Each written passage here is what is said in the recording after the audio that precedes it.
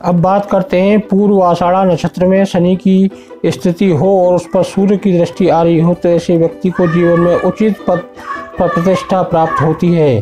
वह ईश्वरीय कृपा पर निर्भर रहता है लेकिन अपने परिश्रम से यश संपत्ति एवं ख्याति प्राप्त करता है। यदि चंद्र की दृष्टि आ जाए तो ऐसी व्यक्ति की माँ के लिए घातक सिद्ध होता है। माँ के सुख में न्यूनता रहती है, उसका कुटुंब आदर्श एवं सुखी रहता है। यदि मंगल की दृष्टि आ जाए तो ऐसा व्यक्ति सबसे तिरस्कृत एवं दंड भोगने वाला क्रूर एवं हिंसाचारी होता है। बुध की दृष्टि आने पर ऐसा व्यक्ति उच्च पद प्राप्त करता है अथवा संस्था का प्रमुख भी बनता है। गुरु की दृष्टि आने पर ऐसा व्यक्ति प्राध्यापक, ग्रंथकार, शिक्षक बनता है। शुक्र की दृष्टि आने पर ऐसा व्यक्ति को माँ के अतिरिक्त अन्य स्त्री द्वारा मात्र सुख मिलता है। व्यक्ति भविष्य में उस स्त्री के कुटुंब को उपकृत करता है। यदि प्रथम चरण में शनि की स्थिति हो और उसके साथ बृहस्पति का सहयोग बन रहा हो तो ऐसा व्यक्ति धार्मिक चिंतक होता है। उसे दूसरों के साथ समझौता करने में कुशल तथा किसी संस्था का प्रमुख बनने की पूरे उपयुक्त चांस मिलते हैं। वह समाज की सेवा में भी कार्य कर सकता है। शनि दूसरे चरण में हो तो ऐसे व्यक्ति मध्यम शिक्षित सहोदारों से युक्त होता है लेकिन किसी के सहयोग के बिना अपनी उन्नति नहीं कर पाता और सगे संबंधियों से संबल रहता है। लग्न भी इसी नक्षत्र चरण का हो तो जातक के लिए 10 वर्ष की आयु तक स्वास्थ्य की चिंता बढ़ी रहती है। तीसरे चरण में शनि की स्थिति हो और उस पर मंगल की दृष्टि आ रही हो तो ऐसे व्यक्ति को प्रतिष्ठा का कष्ट रहता है।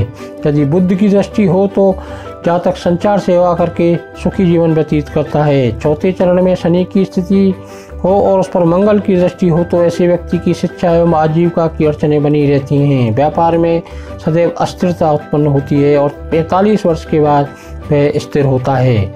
अब बात करते हैं पूर्व आषाढ़ा नक्षत्र में राहु की स्थिति हो और राहु प्रथम चरण में हो और उस पर शनि, मंगल व शुक्र पुष्य नक्षत्र में हो तो ऐसे व्यक्ति को अपने जीवन काल में कई उतार चढ़ाव देखने को मिलते हैं।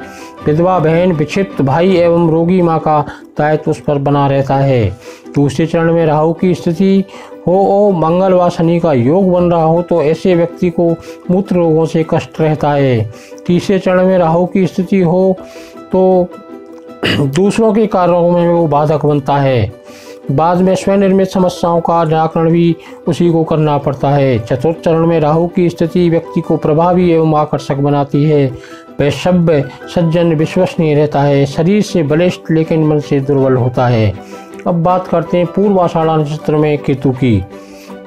केतु यदि प्रथम चरण में हो एवं लग्न भी इसी नक्षत्र चरण में हो तो ऐसे व्यक्ति अधिक धन अर्जित करता है। उसका कुटुंब बहुत बड़ा होता है, उसे प्रतिष्ठा का कष्ट सहना पड़ता है।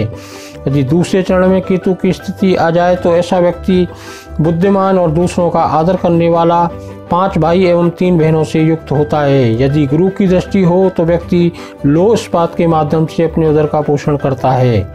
तीसरे चरण में केतु की स्थिति हो एवं शुक्र सतविषा नक्षत्र में हो तो ऐसा व्यक्ति चिकित्सक बनता है। पत्नी से उसे धन मिलता है। 55 वर्ष के बाद उसे प्रदेश गमन करना पड़ता है। चौथे चरण में केतु की स्थिति व्यक्ति को राजनीतिज्ञों के संपर्क में लेके आती है और सभी तरफ उसका दबदबा बना रहता है लेकिन उसे धन की प्राप्ति नहीं होती है। जय माता दी।